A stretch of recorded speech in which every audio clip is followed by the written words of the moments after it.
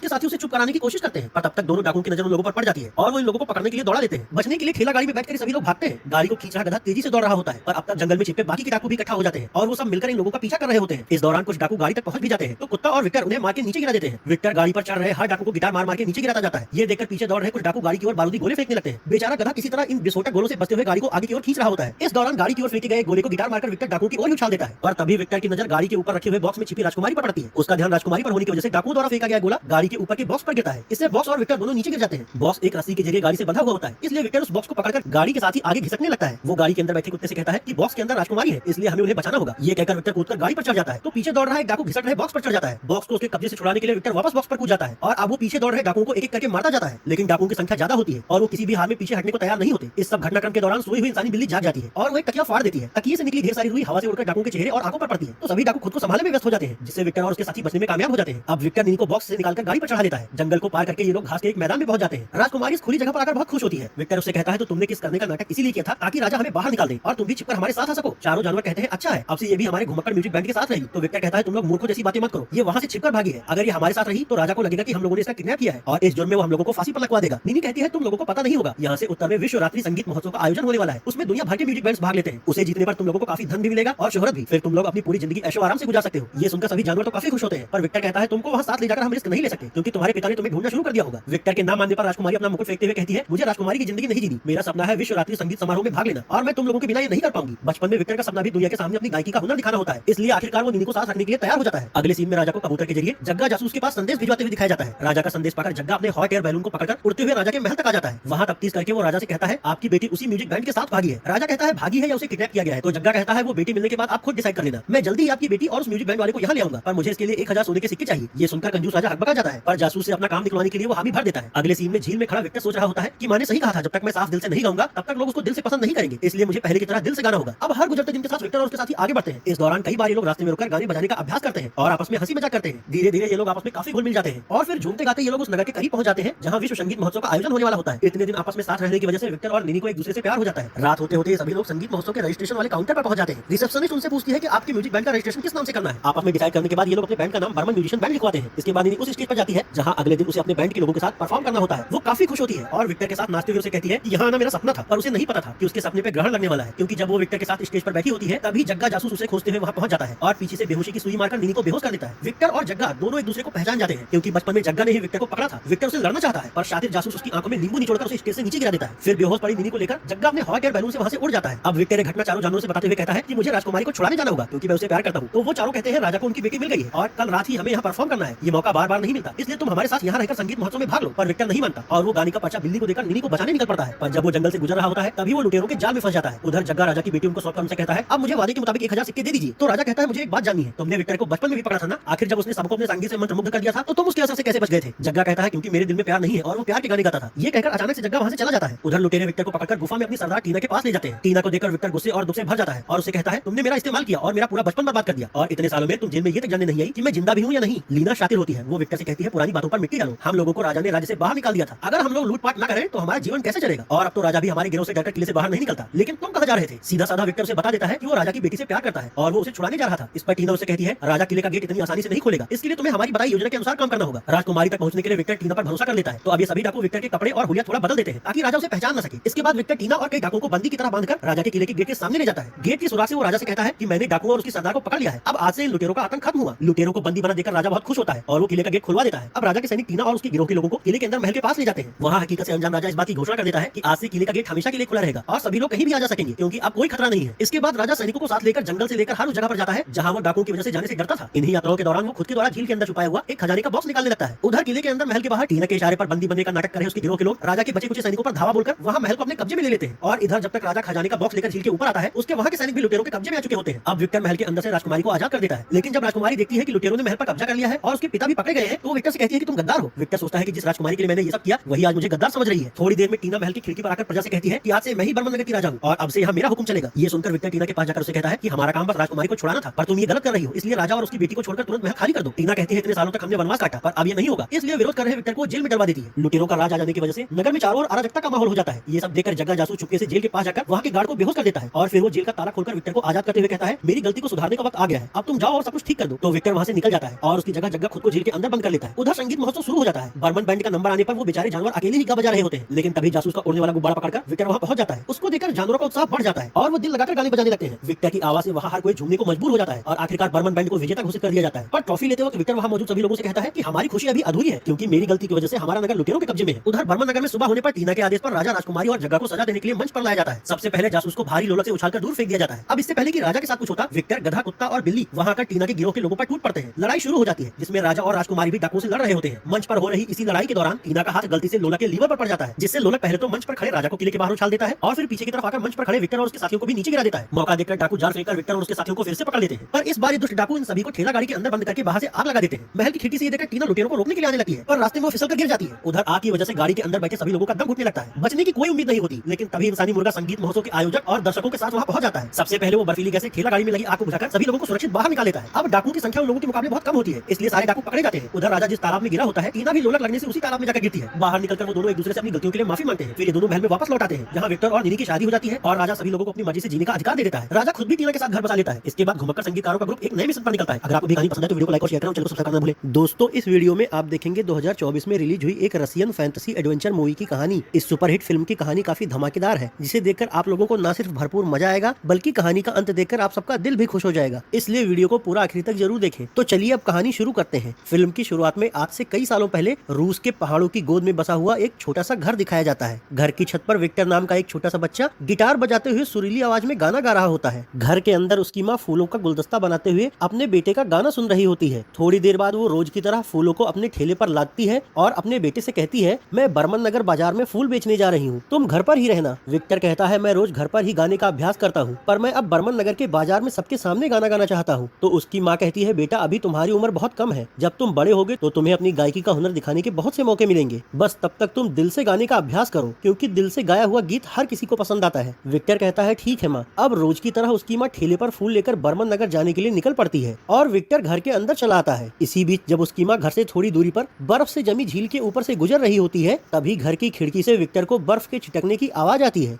बर्फ छिटकने की आवाज सुनकर विक्टर तेजी से घर के बाहर बर्फ से जमी हुई झील की ओर भागता है। भागते वक्त उसका हाथ लगने से घर के अंदर जल रहा एक दीपक जमीन पर गिर जाता है। पर जब विक्टर बर्फ से जमी झील पर पहुंचता है तो देखता है कि बर्फ धंस जाने की वजह से उसकी माँ झील के अंदर समा चुकी है और फूलों का ठेला वहीं पड़ा हुआ है। इधर गिरे हुए दीपक से उसका घर भी जलकर राख हो जाता है। बेचारे विक्टर पर इस छोटी सी उम्र में दुखों का पहाड़ टूट पड़ता है। ना तो अब उसके पास माँ होती है और ना ही घर। इसलिए अनाथ विक्टर अपना गिटार लेकर बर्मन नगर के बाजार में आ जाता है। वहाँ काफी भीड़ होती है। वो किसी तरह भीड़ के बीच से निकलता है और बाजार के चौराहे तक पहुँच जाता है। वो सोचता है कि वहाँ गाने से लोग उसे कुछ पैसे देंगे, जिससे वो कुछ खा पी लेगा। पर जैसे ही वो गिटार बजाकर गाना चाहता है, तभी कुछ आवारा लड़के उसे रोक देते हैं और उससे कहते हैं कि वहाँ गाना गाकर कमाई करने के लिए उसे उनके सरदार से इजाजत लेनी होगी। विक्टर अकेला होता है और उसे कुछ भी नहीं पता होता, इसलिए वो सड़क छाप बच्चे उसे पकड़कर नगर में अपने अड्डे पर ले जाते हैं। वहाँ ये बच्चे उसे एक पेटी के अंदर बंद कर देते हैं और उसके ऊपर कूदकर उसे परेशान करने लगते हैं। इन सड़क छाप बच्चों की सरदार टीना नाम की एक औरत होती है, जो इन बच्चों से चोरी और बाकी के गलत काम करवाती थी। जब टीना अपने गिरोह के बच्चों को लकड़ी की पेटी के ऊपर कूदते हुए देखती है तो उनसे पूछती है कि इसके अंदर कौन है। वो बच्चे कहते हैं कि इसके अंदर कोई बाहरी बच्चा है, वो यहाँ गाना गा के पैसे कमाने आया था। ये सुनकर टीना पेटी का ढक्कन खोल देती है तो उसे अंदर डरा और सहमा विक्टर बैठा हुआ दिखता है। विक्टर उससे कहता है कि मैं भूखा हूँ, मेरी माँ ने कहा था दिल से गाओगे तो लोग तुम्हें सुनेंगे, इसलिए मैं वहाँ गाना चाहता था ताकि लोग मुझे कुछ खाने पीने के लिए दें। टीना पूछती है, और तुम्हारी माँ कहाँ है? तो विक्टर कहता है कि वो अब इस दुनिया में नहीं है। ये कहकर वो अपनी माँ की याद में एक गाना गाने लगता है। उसकी दिल को छू जाने वाली आवाज से गिरोह के सभी बच्चे और टीना मंत्रमुग्ध होने लगते हैं। लेकिन इससे चोरनी टीना को एक आइडिया आता है और अगले दिन से वो विक्टर को नगर बाजार के चौराहे पर गाना गाने के लिए भेजने लगती है। विक्टर का गाना सुनने के लिए बाजार के सभी लोग और दुकानदार अपना काम छोड़कर उसके आसपास इकट्ठा हो जाते थे। इस दौरान मौके का फायदा उठाकर टीना अपने गिरोह के बच्चों से बाजार के सभी दुकानों में चोरियां करवाती थी। बच्चे बाजार के लोगों और दुकान से धन और खाने पीने की चीजें चुराकर टीना के अड्डे पर इकट्ठा करते जाते हैं। जब ये सिलसिला एक दो दिन जारी रहता है तो बर्मन नगर बाजार के लोग बर्मन राजा बोरिस से इस बात की शिकायत करते हैं। तो राजा बाहर से जग्गा नाम के एक जासूस को बुलवाता है और उससे इस घटना को अंजाम देने वाले के बारे में पता करने को कहता है। जग्गा बहुत ही शातिर जासूस होता है। वो भीड़ से चोरी करने वाले एक बच्चे का पीछा करते करते टीना तक पहुंच जाता है और उसे पकड़ लेता है। लेकिन तभी विक्टर उसके सिर पर गिटार मार देता है, जिससे टीना तो बचकर भाग जाती है, पर जग्गा जासूस विक्टर को पकड़ लेता है। विक्टर इस बात से अनजान होता है कि टीना ने उसके हुनर का इस्तेमाल किया और उसकी आड़ में चोरियां करवाई। फिर भी जग्गा अदालत में उसे टीना के अपराधों में शामिल होने का दोषी साबित कर देता है, जिससे अदालत मासूम विक्टर को 20 साल जेल में रहने की सजा सुना देती है। इसके बाद 20 साल बाद का वक्त दिखाया जाता है। अब जवान हो चुके विक्टर को जेल से आजाद कर दिया जाता है। टीना ने उसका पूरा बचपन बर्बाद कर दिया था, इसलिए उसे ढूंढने के लिए वो बर्मन नगर बाजार में उसके अड्डे पर जाता है। अगले सीन में बर्मन नगर के राजा बोरिस का महल दिखाया जाता है, जहाँ राजा की बेटी निनी ने खुद को कमरे में बंद कर लिया था। दरअसल राजा बोरिस काफी कंजूस और मतलबी होता है और वो चाहता है कि उसकी बेटी उसके हिसाब से जिंदगी जिए, जबकि निनी खुले विचारों की होती है और वो अपनी जिंदगी अपने तरीके से जीना चाहती है। इस वजह से बाप बेटी में नहीं बनती। नाराज निनी से बात करने के लिए राजा बाहर की एक चाबी से निनी के कमरे का दरवाजा खुलवाकर उसके पास जाते हैं। निनी उनसे कहती है, मैं बाहर जाना चाहती हूँ, गाना गाना चाहती हूँ, ये महल मेरे लिए पिंजरे की तरह हो गया है। राजा कहते हैं, ये तुम्हारा घर है पर तुम हमारी परंपरा से अलग जिंदगी जीना चाहती हो। निनी उनसे बहस नहीं करना चाहती थी, इसलिए वो खुद को एक अलमीरा में बंद कर लेती है। उधर विक्टर जब टीना की झुग्गी पर पहुंचता है तो उसे वहाँ टीना या उसकी गिरोह के लोग नहीं दिखते, लेकिन वहाँ एक घर नुमा ठेला खड़ा होता है जिस पर टंगे गिटार को उठाकर विक्टर उसे देखने लगता है। लेकिन तभी ठेला घर से कुत्ता मानव निकलकर उस पर हमला करके उसे नीचे गिरा देता है। इसी बीच ठेला घर से एक गधा मानव भी बाहर निकलता है। वो अपने साथी कुत्ते से कहता है कि क्या ये बेहोश हो गया है। अब तक इन दोनों के दो और साथी इंसानी मुर्गा और इंसानी बिल्ली भी बाहर आते हैं। इंसानी बिल्ली विक्टर के करीब जाकर उसे देखने लगती है, लेकिन इस दौरान विक्टर की आंख खुल जाती है, जिससे घबराकर वो इंसानी जानवर पीछे हो जाते हैं। अब विक्टर उठ खड़ा होता है और पूछता है कि तुम नमूने कौन हो। तो बिल्ली कहती है, हम चारों घुमक्कड़ संगीतकार हैं, अपने ठेला घर में घूमकर हम लोग जगह जगह गाते बजाते हैं। तो विक्टर कहता है, मैं बस तुम लोगों का गिटार देख रहा था और कुत्ता मानव ने मुझ पर हमला कर दिया। तुम लोगों की हरकतें तो अपराधियों जैसे हैं। बिल्ली उससे कहती है, दरअसल इसे लगा कि तुम बाकी इंसानों की तरह हमें परेशान करने आए हो, क्योंकि इंसान हमेशा हमारा मजाक बनाते हैं और हमें एक जगह टिकने नहीं देते। विक्टर कहता है, तुम लोगों को भी सम्मान के साथ जीने का पूरा अधिकार है। ये सुनकर बिल्ली अपने साथियों से कहती है, ये बंदा बाकी लोगों जैसा नहीं है। चारों जानवर बातें ही कर रहे होते हैं कि तभी विक्टर उनका गिटार बजाने लगता है। उसको इतना अच्छा गिटार बजाते देखकर चारों जानवर चौंक जाते हैं। फिर जब विक्टर कुत्ते को गिटार देकर जाने लगता है तो बिल्ली उससे कहती है, तुम में भी हम लोगों जैसे संगीत के लिए प्रेम है, इसलिए क्यों ना तुम हम लोगों के साथ रहो। साथ मिलकर हम संगीतकारों का एक बेहतर ग्रुप बना सकते हैं और तुम हमारे साथ रहोगे तो इंसान हमारा मजाक भी नहीं बनाएंगे। इस पर विक्टर कहता है, मुझे अकेले ही रहना पसंद है। ये सुनकर बिल्ली उससे कहती है, जैसी तुम्हारी मर्जी, पर तुम ये गिटार ले जाओ, तुम्हारे अंदर संगीत का हुनर है, इसलिए तुम्हें इसकी जरूरत पड़ेगी। तो विक्टर गिटार लेकर वहाँ से चला जाता है। अब बिल्ली के साथी जानवर उससे कहते हैं कि तुमने उसे हमारा गिटार क्यों दे दिया। तो बिल्ली उससे कहती है कि ये पहला इंसान है जिसने हमें इज्जत दी और इसके अंदर का हुनर देखकर लगता है कि ये कुछ बड़ा करेगा। अगले सीन में राजा बोरिस के महल के सामने राजा द्वारा संगीत और गायन की प्रतियोगिता का आयोजन किया जाता है। राजा का उद्घोषक कहता है, जो भी अपने गीत संगीत से राजकुमारी निनी को खुश करके खिड़की पर आने के लिए मजबूर कर देगा, उसे राजा 10 सोने के सिक्के देंगे और जिसका संगीत राजा को बेसुरा लगेगा उसे लटकते हुए लोलक से उछालकर किले के बाहर फेंक दिया जाएगा। ये सुनकर वहाँ मौजूद सभी लोग आपस में चर्चा करने लगते हैं कि राजा सच में काफी कंजूस है। तो अब राजा के आदेश पर प्रतियोगिता शुरू होती है और एक के बाद एक कई संगीतकार और गायक मंच पर आकर गाना बजाना शुरू करते हैं, पर राजकुमारी खिड़की पर नहीं आती। उन प्रतिभागियों में जो भी बहुत बेसुरा गा रहे होते हैं उन्हें पेंडुलम से उछालकर दूर फेंक दिया जाता है। ये देखकर वहाँ खड़े बाकी प्रतिभागी डरकर पीछे हट जाते हैं, पर उसी भीड़ में विक्टर भी खड़ा होता है। वो मंच पर आकर कहता है, वैसे तो 10 सोने के सिक्के बहुत कम है, पर फिर भी मैं गाऊंगा। इसके बाद वो गिटार बजाकर गाने की कोशिश करता है, पर इतने साल बीत जाने की वजह से उसका गला ठीक से काम नहीं करता। इसी बीच इस संगीत प्रतियोगिता में भाग लेने के लिए अपनी ठेला गाड़ी पर सवार होकर वो चारों जानवर भी वहाँ पहुँच जाते हैं। फिर वो चारों अपना गाजा बाजा लेकर मंच पर चढ़ जाते हैं। इन चारों के वहाँ आने पर लोग फिर से इन्हें बुरा भला कहने लगते हैं। ये देखकर बिल्ली विक्टर से कहती है, अगर तुम हमें अपने साथ गाने बजाने का मौका दो तो ये लोग हमें भगाएंगे नहीं, साथ मिलकर हम बेहतर प्रदर्शन कर सकते हैं। आखिरकार विक्टर उनकी बात मान लेता है। फिर ये सभी लोग मिलकर गाना बजाना शुरू कर देते हैं। विक्टर की आवाज पहले जितनी अच्छी तो नहीं होती, पर फिर भी बैंड के साथ गाने की वजह से उसका संगीत वहाँ के लोगों और राजकुमारी को पसंद आ रहा होता है। इसलिए राजकुमारी अपनी खिड़की के पास आ जाती है, पर वो बाहर नहीं निकलती, जिससे किसी को भी ये नहीं पता चल पाता कि वो खिड़की के पास आ गई है। जबकि विक्टर और उसके बैंड की संगीत की धुन से वहाँ तेज कोलाहल होता है और राजा के हाथ से रुमाल छूट जाता है। ये देखकर उनके सैनिक को गलतफहमी हो जाती है कि शायद राजा को ये संगीत पसंद नहीं आया, इसलिए वो लोलक का लीवर खींच देता है। तो अब मुक्के के आकार का वो लोलक विक्टर की ओर जाने लगता है, पर विक्टर बड़ी ही फुर्ती से उछलकर उस पर चढ़ जाता है और फिर उसके ऊपर से उछलते हुए राजकुमारी के कमरे के सामने की बालकनी पकड़कर लटक जाता है। इस दौरान उसे खिड़की के पास छिपी राजकुमारी निनी दिख जाती है। विक्टर उनसे कहता है, अगर आपको हमारा संगीत पसंद आया है तो आप खिड़की पर सामने क्यों नहीं आई? कम से कम मुझे 10 सोने के सिक्के तो मिल जाते और राजा को भी लग जाता कि हमारे बैंड का संगीत अच्छा है। उसकी बात सुनकर राजकुमारी खिड़की पर सबके सामने आ जाती है। ये देखकर सभी लोग खुश होकर तालियां बजाने लगते हैं। राजकुमारी अब खुश होती है। थोड़ी देर बाद विक्टर राजा से इनाम के अपने 10 सिक्के मांगता है, पर राजा कंजूस होता है और वो उसे इनाम के 10 सिक्के भी नहीं देना चाहता। इसलिए वो विक्टर से कहता है, तुम राजकुमारी के साथ 2 मिनट डांस कर लो और समझना कि तुम्हारे 10 सोने के सिक्के इसी पर खर्च हो गए। विक्टर राजा की कंजूसी समझ जाता है, जबकि निनी को विक्टर और उसका संगीत पसंद आ गया था, इसलिए वो विक्टर के साथ डांस करने लगती है। नाचते वक्त वो विक्टर से बताती है कि मेरे पिता कंजूस ही नहीं डरपोक भी हैं। आजकल हर जगह लुटेरों की गैंग का आतंक है, इसलिए मेरे पिता ज्यादातर अपने किले का फाटक बंद करवा के रखते हैं और कभी भी किले से बाहर नहीं जाते। डांस के दौरान ही निनी विक्टर को खुद किस करके चिल्लाने लगती है, जिससे राजा को लगता है कि विक्टर ने जबरदस्ती निनी को चूमा है। इसलिए नाराज राजा सैनिकों से विक्टर और उसके साथियों को गेट से बाहर करने का आदेश देता है। सुबह सैनिक जल्दी से विक्टर और उसके साथियों को बाहर करके किले का गेट बंद कर लेते हैं। बाहर विक्टर चारों इंसानी जानवरों को अलविदा कहकर जंगल की ओर जाने लगता है। तो वो चारों कहते हैं इस समय बाहर हर जगह खूंखार लुटेरों का आतंक है। विक्टर कहता है मेरे पास लुटाने के लिए कुछ है ही नहीं। ये सुनकर वो चारों जानवर भी विक्टर के साथ चलने का फैसला करते हैं। तो अब गधा वो घर नुमा ठेला गाड़ी खींचता है, जबकि उसके साथी और विक्टर ठेला गाड़ी के अंदर बैठे होते हैं। जंगल में चलते चलते रात हो जाती है। गाड़ी के अंदर बैठे जानवर विक्टर से पूछते हैं कि क्या तुम्हारा कोई सपना है। विक्टर कहता है बचपन में था पर सब टूट गया। अब मैं एक औरत को ढूंढ रहा हूँ, मुझे उससे अपने सवालों के जवाब चाहिए। इसी बीच गाड़ी खींच रहे गधे को थोड़ी ही दूरी पर सामने से आ रहे दो लुटेरे दिखते हैं। ये देखकर गधा मरने का नाटक करके लेट जाता है और उसके बाकी के साथी पेड़ के पास छिप जाते हैं। अब जब दोनों डाकू गाड़ी के पास आते हैं तो वो गधे को मरा हुआ समझकर उसे छोड़कर आगे बढ़ जाते हैं। डाकुओं के आगे बढ़ते ही गधा उड़ जाता है और उसके साथी भी पेड़ के पीछे से बाहर आ जाते हैं, पर अब तक भोर हो चुकी होती है। ये देखकर आदत से मजबूर मुर्गा बांग देना शुरू कर देता है। उसके साथी उसे चुप कराने की कोशिश करते हैं, पर तब तक दोनों डाकुओं की नजर उन लोगों पर पड़ जाती है और वो इन लोगों को पकड़ने के लिए दौड़ा लेते हैं। बचने के लिए ठेला गाड़ी में बैठकर ये सभी लोग भागते हैं। गाड़ी को खींच रहा गधा तेजी से दौड़ रहा होता है, पर अब तक जंगल में छिपे बाकी के डाकू भी इकट्ठा हो जाते हैं और वो सब मिलकर इन लोगों का पीछा कर रहे होते हैं। इस दौरान कुछ डाकू गाड़ी तक पहुंच भी जाते हैं तो कुत्ता और विक्टर उन्हें मार के नीचे गिरा देते हैं। विक्टर गाड़ी पर चढ़ रहे हर डाकू को गिटार मार मार के नीचे गिराता जाता है। ये देखकर पीछे दौड़ रहे कुछ डाकू गाड़ी की ओर बारूदी गोले फेंकने लगते हैं। बेचारा गधा किसी तरह इन विस्फोटक गोलों से बचते हुए गाड़ी को आगे की ओर खींच रहा होता है। इस दौरान गाड़ी की ओर फेंके गए गोले को गिटार मारकर विक्टर डाकुओं की ओर ही उछाल देता है, पर तभी विक्टर की नजर गाड़ी के ऊपर रखे हुए बॉक्स में छिपी राजकुमारी पर पड़ती है। उसका ध्यान राजकुमारी पर होने की वजह से डाकुओं द्वारा फेंका गया गोला गाड़ी के ऊपर के बॉक्स पर गिरता है। इससे बॉक्स और विक्टर दोनों नीचे गिर जाते हैं। बॉक्स एक रस्सी के जरिए गाड़ी से बंधा हुआ होता है, इसलिए विक्टर उस बॉक्स को पकड़कर गाड़ी के साथ ही आगे घिसकने लगता है। वो गाड़ी के अंदर बैठे कुत्ते से कहता है कि बॉक्स के अंदर राजकुमारी है, इसलिए हमें उन्हें बचाना होगा। ये कहकर विक्टर कूदकर गाड़ी पर चढ़ जाता है तो पीछे दौड़ रहा एक डाकू घिसट रहे बॉक्स पर चढ़ जाता है। बॉक्स को उसके कब्जे से छुड़ाने के लिए विक्टर वापस बॉक्स पर कूद जाता है और अब वो पीछे दौड़ रहे डाकुओं को एक एक करके मारता जाता है, लेकिन डाकुओं की संख्या ज्यादा होती है और वो किसी भी हाल में पीछे हटने को तैयार नहीं होते। इस सब घटनाक्रम के दौरान सोई हुई इंसानी बिल्ली जाग जाती है और वो एक तकिया फाड़ देती है। तकिए से निकली ढेर सारी रुई हवा से उड़कर डाकुओं के चेहरे और आंखों पर पड़ती है तो सभी डाकू खुद को संभालने में व्यस्त हो जाते हैं, जिससे विक्टर और उसके साथी बचने में कामयाब हो जाते हैं। अब विक्टर निनी को बॉक्स से निकालकर गाड़ी पर चढ़ा लेता है। जंगल को पार करके ये लोग घास के एक मैदान में पहुंच जाते हैं। राजकुमारी इस खुली जगह पर आकर बहुत खुश होती है। विक्टर उससे कहता है तो तुमने किस करने का नाटक इसीलिए किया था ताकि राजा हमें बाहर निकाल दे और तुम भी छिपकर हमारे साथ आ सको। चारों जानवर कहते हैं अच्छा है, अब से ये भी हमारे घुमक्कड़ म्यूजिक बैंड के साथ रहेगी। तो विक्टर कहता है तुम लोग मूर्खों जैसी बातें मत करो, ये वहाँ से छिपकर भागी है। अगर ये हमारे साथ रही तो राजा को लगेगा कि हम लोगों ने इसका किडनैप किया है और इस जुर्म में वो हम लोगों को फांसी पर लटकवा देगा। निनी कहती है तुम लोगों को पता नहीं होगा, यहाँ से उत्तर में विश्व रात्रि संगीत महोत्सव का आयोजन होने वाला है। उसमें दुनिया भर के म्यूजिक बैंड्स भाग लेते हैं। उसे जीतने पर तुम लोगों को काफी धन भी मिलेगा और शोहरत भी। फिर तुम लोग अपनी पूरी जिंदगी ऐशो आराम से गुजार सकते हो। ये सुनकर सभी जानवर तो काफी खुश होते हैं, पर विक्टर कहता है तुमको वहाँ साथ ले जाकर हम रिस्क नहीं ले सकते क्योंकि तुम्हारे पिता ने तुम्हें ढूंढना शुरू कर दिया होगा। विक्टर के ना मानने पर राजकुमारी अपना मुकुट फेंकते हुए कहती है मुझे राजकुमारी की जिंदगी नहीं जीनी, मेरा सपना है विश्व रात्रि संगीत समारोह में भाग लेना और मैं तुम लोगों के बिना ये नहीं कर पाऊंगी। बचपन में विक्टर का सपना भी दुनिया के सामने अपनी गायकी का हुनर दिखाना होता है, इसलिए आखिरकार वो निनी को साथ रखने के लिए तैयार हो जाता है। अगले सीन में राजा को कबूतर के जरिए जग्गा जासूस के पास संदेश भिजवाते हुए दिखाया जाता है। राजा का संदेश पाकर जग्गा अपने हॉट एयर बैलून को पकड़कर उड़ते हुए राजा के महल तक आ जाता है। वहाँ तफ्तीश करके वो राजा से कहता है आपकी बेटी उसी म्यूजिक बैंड के साथ भागी है। राजा कहता है भागी है या उसे किडनैप किया गया है, तो जग्गा कहता है वो बेटी मिलने के बाद आप खुद डिसाइड कर लेना। मैं जल्दी ही आपकी बेटी और उस म्यूजिक बैंड वाले को यहाँ ले आऊंगा, पर मुझे इसके लिए 1000 सोने के सिक्के चाहिए। ये सुनकर कंजूस राजा हकबका जाता है, पर जासूस से अपना काम निकलवाने के लिए वो हामी भर देता है। अगले सीन में झील में खड़ा विक्टर सोच रहा होता है कि माँ ने सही कहा था, जब तक मैं साफ दिल से नहीं गाऊंगा तब तक लोग उसको दिल से पसंद नहीं करेंगे, इसलिए मुझे पहले की तरह दिल से गाना होगा। अब हर गुजरते दिन के साथ विक्टर और उसके साथी आगे बढ़ते हैं। इस दौरान कई बार ये लोग रास्ते में रुककर गाने बजाने का अभ्यास करते हैं और आपस में हंसी मजाक करते हैं। धीरे धीरे ये लोग आपस में काफी घुल मिल जाते हैं और फिर झूमते गाते ये लोग उस नगर के करीब पहुंच जाते हैं जहां विश्व संगीत महोत्सव का आयोजन होने वाला होता है। इतने दिन आपस में साथ रहने की वजह से विक्टर और निनी को एक दूसरे से प्यार हो जाता है। रात होते होते ये सभी लोग संगीत महोत्सव के रजिस्ट्रेशन वाले काउंटर पर पहुंच जाते हैं। रिसेप्शनिस्ट उनसे पूछती है कि आपके म्यूजिक बैंड का रजिस्ट्रेशन किस नाम से करना है। आपस में डिसाइड करने के बाद ये लोग अपने बैंड का नाम बर्मन म्यूजिशियन बैंड लिखवाते हैं। इसके बाद निनी उस स्टेज पर जाती है जहां अगले दिन उसे अपने बैंड के लोगों के साथ परफॉर्म करना होता है। वो काफी खुश होती है और विक्टर के साथ नाचते हुए उससे कहती है कि यहाँ आना मेरा सपना था, पर उसे नहीं पता था कि उसके सपने पे ग्रहण लगने वाला है, क्योंकि जब वो विक्टर के साथ स्टेज पर बैठी होती है तभी जग्गा जासूस उसे खोजते हुए वहाँ पहुंच जाता है और पीछे से बेहोशी की सुई मारकर निनी को बेहोश कर देता है। विक्टर और जग्गा दोनों एक दूसरे को पहचान जाते हैं, क्योंकि बचपन में जग्गा ने ही विक्टर को पकड़ा था। विक्टर उससे लड़ना चाहता है, पर शातिर जासूस उसकी आंखों में नींबू निचोड़कर उसे स्टेज से नीचे गिरा देता है। फिर बेहोश पड़ी निनी को लेकर जग्गा अपने हॉट एयर बैलून से वहाँ से उड़ जाता है। अब विक्टर ये घटना चारों जानवरों से बताते हुए कहता है कि मुझे राजकुमारी को छुड़ाने जाना होगा क्योंकि मैं उससे प्यार करता हूँ। तो वो चारों कहते हैं राजा को उनकी बेटी मिल गई है और कल रात ही हमें यहाँ परफॉर्म करना है। ये मौका बार बार नहीं मिलता, इसलिए तुम हमारे साथ यहाँ रहकर संगीत महोत्सव में भाग लो, पर विक्टर नहीं मानता और वो गाने का पर्चा बिल्ली को देकर निनी को बचाने निकल पड़ता है। पर जब वो जंगल से गुजर रहा होता है तभी वो लुटेरों के जाल में फंस जाता है। उधर जग्गा राजा की बेटी उनको सौंप कर उनसे कहता है, अब मुझे वादे के मुताबिक 1000 सिक्के दे दीजिए। तो राजा कहता है, मुझे एक बात जाननी है, तुमने विक्टर को बचपन में भी पकड़ा था ना, आखिर जब उसने सबको अपने संगीत से मंत्र मुग्ध कर दिया था तो तुम उसके असर से कैसे बच गए थे? जग्गा कहता है, क्योंकि मेरे दिल में प्यार नहीं है और वो प्यार के गाने गाता था। ये कहकर अचानक से जग्गा वहाँ से चला जाता है। उधर लुटेरे विक्टर को पकड़कर गुफा में अपनी सरदार टीना के पास ले जाते हैं। टीना को देखकर विक्टर गुस्से और दुख से भर जाता है और उससे कहता है, तुमने मेरा इस्तेमाल किया और मेरा पूरा बचपन बर्बाद कर दिया, और इतने सालों में तुम जेल में ये तक जानने नहीं आई कि मैं जिंदा भी हूँ या नहीं। लीना शातिर होती है, वो विक्टर से कहती है, पुरानी बातों पर मिट्टी डालो, हम लोगों को राजा ने राज्य से बाहर निकाल दिया था, अगर हम लोग लूटपाट न करें तो हमारा जीवन कैसे चलेगा? और अब तो राजा भी हमारे गिरोह से डरकर किले से बाहर नहीं निकलता। लेकिन तुम कहाँ जा रहे थे? सीधा साधा विक्टर उसे बता देता है कि वो राजा की बेटी से प्यार करता है और वो उसे छुड़ाने जा रहा था। इस पर टीना उसे कहती है, राजा किले का गेट इतनी आसानी से नहीं खोलेगा, इसके लिए तुम्हें हमारी बताई योजना के अनुसार काम करना होगा। राजकुमारी तक पहुँचने के लिए विक्टर टीना पर भरोसा कर लेता है। तो अब ये सभी डाकू विक्टर के कपड़े और हुलिया थोड़ा बदल देते हैं ताकि राजा उसे पहचान न सके। इसके बाद विक्टर टीना और कई डाकुओं को बंदी की तरह बांधकर राजा के किले के गेट के सामने ले जाता है। गेट के सुराग से वो राजा से कहता है कि मैंने डाकुओं और उसकी सरदार को पकड़ लिया है, अब आज से इन लुटेरों का आतंक खत्म हुआ। लुटेरों को बंदी बना देखकर राजा बहुत खुश होता है और वो किले का गेट खुलवा देता है। अब राजा के सैनिक टीना और उसके गिरोह के लोगों को किले के अंदर महल के पास ले जाते हैं। वहाँ हकीकत से अनजान राजा इस बात की घोषणा कर देता है कि आज से किले का गेट हमेशा के लिए खुला रहेगा और सभी लोग कहीं भी आ जा सकेंगे, क्योंकि अब कोई खतरा नहीं है। इसके बाद राजा सैनिकों को साथ लेकर जंगल से लेकर हर उस जगह पर जाता है जहाँ वो डाकुओं की वजह से जाने से डरता था। इन्हीं यात्राओं के दौरान वो खुद के द्वारा झील के अंदर छुपाया हुआ एक खजाने का बॉक्स निकालने लगता है। उधर किले के अंदर महल के बाहर टीना के इशारे पर बंदी बनने का नाटक कर रहे उसके गिरोह के लोग राजा के बचे कुचे सैनिकों पर धावा बोलकर वहाँ महल को अपने कब्जे में ले लेते हैं। और इधर जब तक राजा खजाने का बॉक्स लेकर झील के ऊपर आता है, उसके वहाँ के सैनिक भी लुटेरों के कब्जे में आ चुके होते हैं। अब विक्टर महल के अंदर से राजकुमारी को आजाद कर देता है, लेकिन जब राजकुमारी देखती है कि लुटेरों ने महल पर कब्जा कर लिया है और उसके पिता भी पकड़े गए हैं, तो विक्टर से कहती है कि तुम गद्दार हो। विक्टर सोचता है कि जिस राजकुमारी के लिए मैंने ये सब किया वही आज मुझे गद्दार समझ रही है। थोड़ी देर में टीना महल की खिड़की पर आकर प्रजा से कहती है कि आज से मैं ही बर्मन नगर की राजा हूँ और अब से यहाँ मेरा हुक्म चलेगा। ये सुनकर विक्टर टीना के पास जाकर उसे कहता है कि हमारा काम बस राजकुमारी को छुड़ाना था, पर तुम ये गलत कर रही हो, इसलिए राजा और उसकी बेटी को छोड़कर तुरंत महल खाली कर दो। टीना कहती है, इतने सालों तक हमने वनवास काटा पर अब ये नहीं होगा, इसलिए विरोध कर रहे विक्टर को जेल में डलवा देती है। लुटेरों का राज आ जाने की वजह से नगर में चारों ओर अराजकता का माहौल हो जाता है। ये सब देखकर जग्गा जासूस चुपके से जेल के पास जाकर वहाँ के गार्ड को बेहोश कर देता है और फिर वो जेल का ताला खोलकर विक्टर को आजाद करते हुए कहता है, मेरी गलती को सुधारने का वक्त आ गया है, अब तुम जाओ और सब कुछ ठीक कर दो। तो विक्टर वहाँ से निकल जाता है और उसकी जगह जग्गा खुद को जेल के अंदर बंद कर लेता है। उधर संगीत महोत्सव शुरू हो जाता है। बर्मन बैंड का नंबर आने पर वो बेचारे जानवर अकेले ही गा बजा रहे होते हैं, लेकिन तभी जासूस का उड़ने वाला गुब्बारा पकड़कर विक्टर वहाँ पहुँच जाता है। उसको देखकर जानवरों का उत्साह बढ़ जाता है और वो दिल लगाकर गाने बजाने लगते हैं। विक्टर की आवाज से वहाँ हर कोई झूमने को मजबूर हो जाता है और आखिरकार बर्मन बैंड को विजेता घोषित कर दिया जाता है। पर ट्रॉफी लेते वक्त विक्टर वहाँ मौजूद सभी लोगों से कहता है कि हमारी खुशी अभी अधूरी है, क्योंकि मेरी गलती की वजह से हमारा नगर लुटेरों के कब्जे में है। उधर बर्मन नगर में सुबह होने पर टीना के आदेश पर राजा, राजकुमारी और जग्गा को सजा देने के लिए मंच पर लाया जाता है। सबसे पहले जासूस को भारी लोलक से उछालकर दूर फेंक दिया जाता है। अब इससे पहले कि राजा के साथ कुछ होता, विक्टर, गधा, कुत्ता और बिल्ली वहाँ आकर टीना के गिरोह के लोगों पर टूट पड़ते हैं। लड़ाई शुरू हो जाती है जिसमें राजा और राजकुमारी भी डाकुओं से लड़ रहे होते हैं। मंच पर हो रही इसी लड़ाई के दौरान टीना का हाथ गलती से लोलक के लीवर पर पड़ जाता है, जिससे लोलक पहले तो मंच पर खड़े राजा को किले के बाहर उछाल देता है और फिर पीछे की तरफ आकर मंच पर खड़े विक्टर और उसके साथियों को भी नीचे गिरा देता है। मौका देखकर डाकू जाल फेंककर विक्टर और उसके साथियों को फिर से पकड़ लेते हैं, पर इस बार ये दुष्ट डाकू इन सभी को ठेला गाड़ी के अंदर बंद करके बाहर से आग लगा देते हैं। महल की खिड़की से ये देखकर टीना लुटेरों को रोकने के लिए आने लगती है, पर रास्ते में वो फिसलकर गिर जाती है। उधर आग की वजह से गाड़ी के अंदर बैठे सभी लोगों का दम घुटने लगता है। बचने की कोई उम्मीद नहीं होती, लेकिन तभी इंसानी मुर्गा संगीत महोत्सव के आयोजक और दर्शकों के साथ वहाँ पहुँच जाता है। सबसे पहले वो बर्फीली गैस से ठेला गाड़ी में लगी आग को बुझाकर सभी लोगों को सुरक्षित बाहर निकाल लेता है। अब डाकुओं की संख्या उन लोगों के मुकाबले बहुत कम होती है, इसलिए सारे डाकू पकड़े जाते हैं। उधर राजा जिस तालाब में गिरा होता है, टीना भी लोलक लगने से उसी तालाब में जाकर गिरती है। बाहर निकलकर वो दोनों एक दूसरे से अपनी गलतियों के लिए माफी मांगते हैं। फिर ये दोनों महल में वापस लौट आते हैं, जहाँ विक्टर और निनी की शादी हो जाती है और राजा सभी लोगों को अपनी मर्जी से जीने का अधिकार दे देता है। राजा खुद भी टीना के साथ घर बसा लेता है,